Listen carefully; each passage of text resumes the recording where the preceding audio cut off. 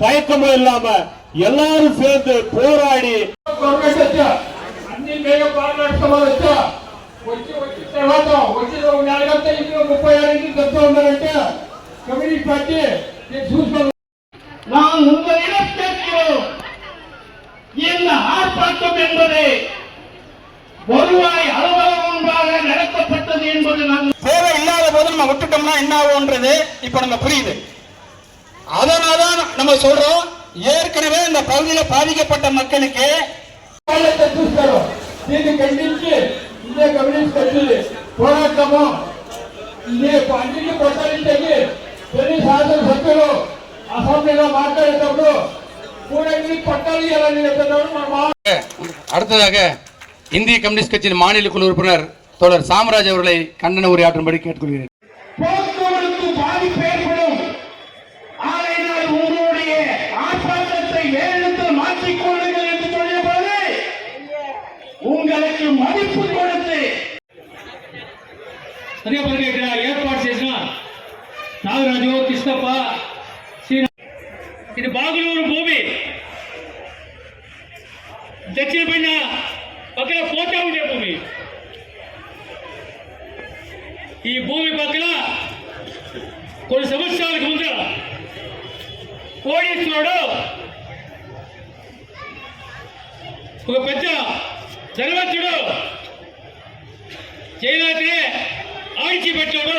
పాడిపోయినాడు విజయమల్లయ్య బాయింజనర్ಗೆ ఇట్లు మడిగొట్టోళ్ళని వాళ్ళు నష్టేట్ తీసి ఆ మునేశ్వరునాథులా రాత్రి 12:30కి తాసా చెప్పి న్యాయం లేకుండా ఉదిగే తావు లేకుండా ఉండే గిడ్లు లేకుండా అనాథులుగా ఉండేవాళ్ళు కాపుంటారని చెప్పి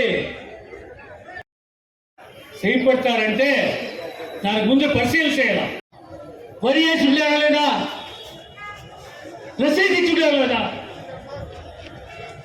అంగీకారం అయినా లేదా, వచ్చే మగడైతే వైద్యవళ అన్యాయం ఎదిరించేకి గుండెవడైతే వైద్యవళ ఎదిరించేకి న్యాయమైనడైతే ఎదిరించాలా కట్టించేకి ఉండాదా? ఎవరి మీద దిగడమో, ఎవరికి వీరాపో, ఎవరి యోగ్యతేమో దాని పరిస్థితి ఇది చేయాల్సి ఉండేది. విడిచిపెట్టి ఎవరు పిలిచేపోవాలి, నువ్వు ఎవరు పిలిచేపోయి దిగాల సరే. అది ఏపీ సర్కారు కమ్యూనిస్ట్ పార్టీ సపోర్ట్ చేసిన సర్కారు, విజయ్ సర్కారు రేపు అసెంబ్లీ కూర్చుంది. అసెంబ్లీ మాట్లాడాలా, ఖండితంగా మాట్లాడతాము. అసెంబ్లీ మాట్లాడితే చీఫ్ మినిస్టర్ బదిలీ చెప్పాలి అవుతా, చీఫ్ మినిస్టర్ బదిలీ చెప్తే అధికారులు బదిలీ చెప్పాలి అవుతా. అధికారులు ఎట్లా మిగిలిపోతారు? ఖండితంగా విజయమో నీ బట్టలు పీకేసే తీసుకో, నువ్వు ఇంటి పై తీసుకో, నీకు నొక్కి ఖాళీ చేయించుకో. ஆரை தெல்ல வேலை நம்முடைய இன்ஸ்பெக்டர் ஆரை ஆபீஸ் முன்னால வேண்டான்னு கேட்டாரு. இல்ல உனக்கான தொந்தரவு வந்திருக்கும், உன் அலுவலகத்தை திட்டமிட்டு போராட்டம் போட்டது உன்னை வீட்டுக்கு அனுப்புற சொல்லியதா, உன்னை வீட்டுக்கு அனுப்புற வரைக்கும் ஓய மாட்டோம். ஏன் சாதாரண ஜனங்கள் மீது உன் பகையை காட்டி, சாதாரண ஜனங்களை பகையாக்கி தாசில்தாரையும் கலெக்டரையோ சப் கலெக்டரையோ இந்த அரசாங்கத்தை தப்பான வழி சொல்லி மோசத்தை உண்டாக்கி இந்த ஆட்சியை ஏமாற்றி இருக்க. அதற்கு காரணமே இந்த விஓ ஆரையும் தாசில்தாரு மற்றதெல்லாம். தாசில்தார் சொன்னாரு, நான் வந்து 15 நாள் தான் ஆட்சின்னு சொன்னார். உன்னே அதை வைத்தேமே ஐத்தேமே உகதியை வைத்தேமே யாரால் అడిగినా ఇతరులు నిలబడేది ఒకటి మీకు చెప్తాను అనుకోండా. పంజాబ్లో రైతుల పోరాటము, பஞ்சாப்ல விவசாயிகளோட போராட்டத்திலே ஐபிஎஸ் ராஜினாமா பண்ணி வெளியே வரான்.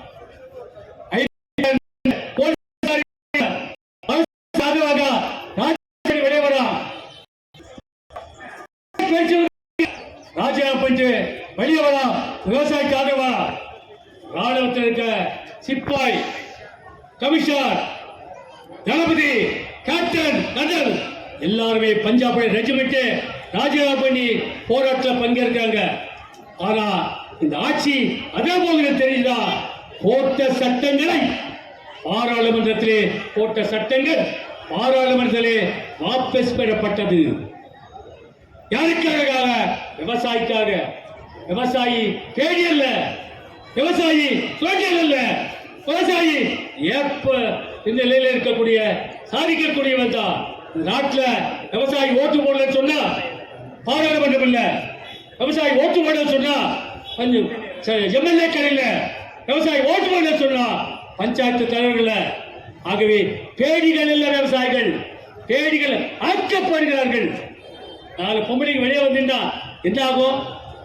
இந்த மற்ற எல்லா 10 ஒன்றிய போராட்டம் இருக்கும், 8 தாலுகா அலுவலகம் போராட்டம் இருக்கும், கலெக்டர் அலுவலகம் போராட்டம் இருக்கும். போராட்டம் சுமல்ல, உரிமை கேட்டு போராட்டம், நியாயம் கேட்டு போராட்டம், அயோக்கியத்தை போராட்டம், அடக்குமுறை எடுத்து போராட்டம். ரவுடித்தனத்தை சந்தித்தவர்கள் நாங்கள், அடக்குமுறை பெற்றவர்கள் நாங்கள். ஆகவே போராட்டத்தை பார்த்து நடுங்குவதல்ல, போராட்டம் மக்களை பாதுகாப்பதற்காக போராட்டம், மக்களை பாதுகாப்பு கொடுப்பதற்காக போராட்டம், கலவரத்தை உண்டாக்குவதற்கல்ல. கலவரத்தை உண்டாக்குவது போராட்டத்தை திசை திருப்புவது எனக்கு தெரியும். போராட்டத்தை திசை திருப்புவதல்ல, போராட்டத்தை உண்மை கேட்பதற்காக. ஆகவே பாகூர் மண்ணை சேர்ந்த ஜனங்களே, நியாயத்தின் பக்கம் நில்லுங்கள்.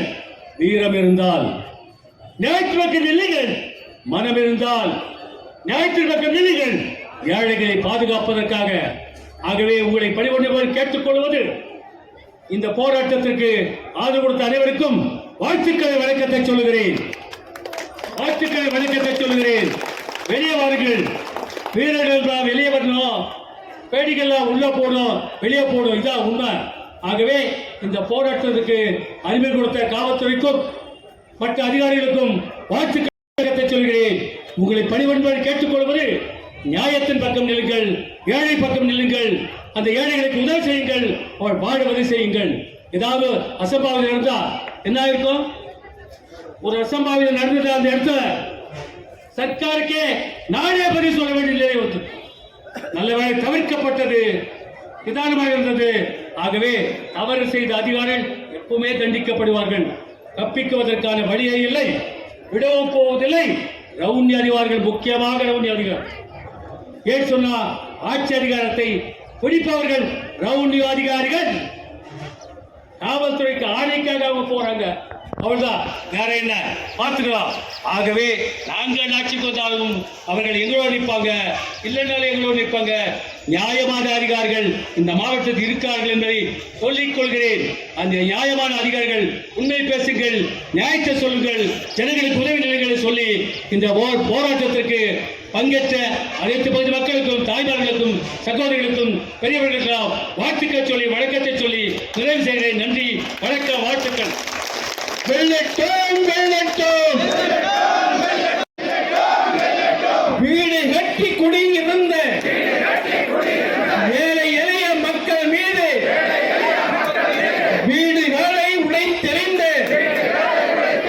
ஒருவர் துறையை கண்டித்தது நடத்திய ஆர்ப்பாட்டம், நடத்திய ஆர்ப்பாட்டம்.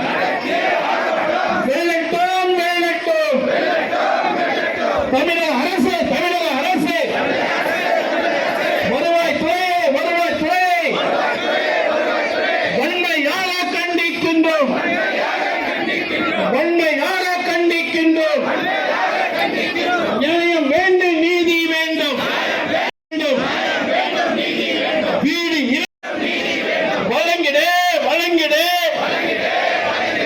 நஷ்ட ஈடு வழங்கிடு, ஓசு போட்ட வருவாய்